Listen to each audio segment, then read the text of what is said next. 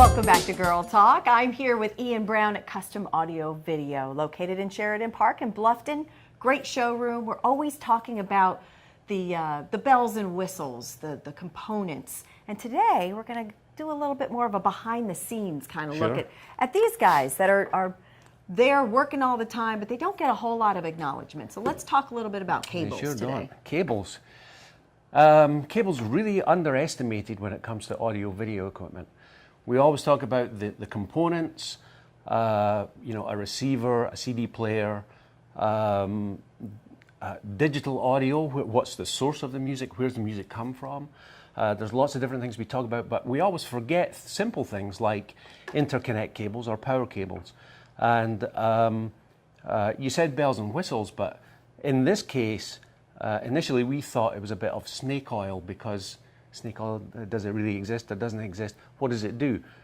We demoed for our purposes here, for people in the store, the difference between an inexpensive cable, ones that you would typically use on a system, and these cables that are made up of copper that's a different density from the inexpensive ones, or silver, and we were amazed at the difference. See, from a consumer standpoint, I'm all about, you know, you're spending this much on a television or whatever it is that you're purchasing, and then it's like, oh, that's right, I need a special cable.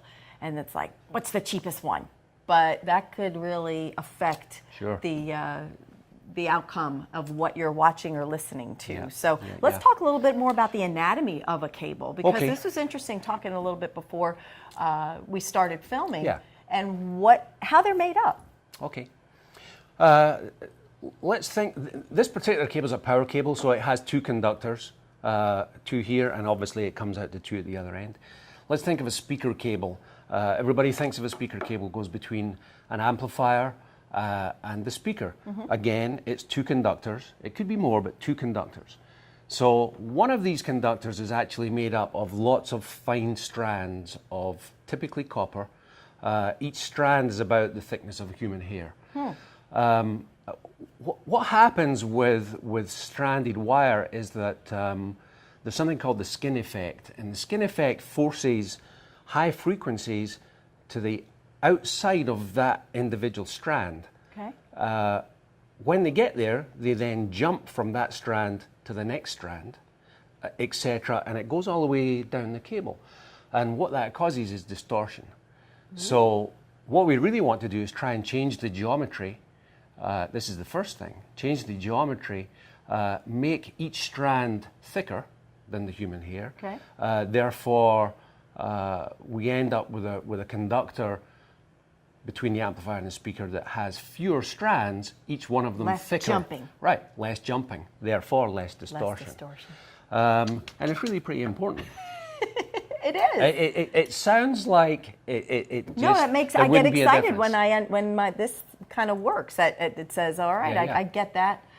You know, in this case, less is more. Sure. So the price tag, there is something to it in terms of, you know, a lesser expensive cable. You're really going to have a lesser quality outcome than maybe something a little bit more expensive. Yeah, lesser quality is not the way I would describe it. It's a different experience, actually, because you know, we've done many systems for years with standard wire, standard stranded wire, and they sound fantastic.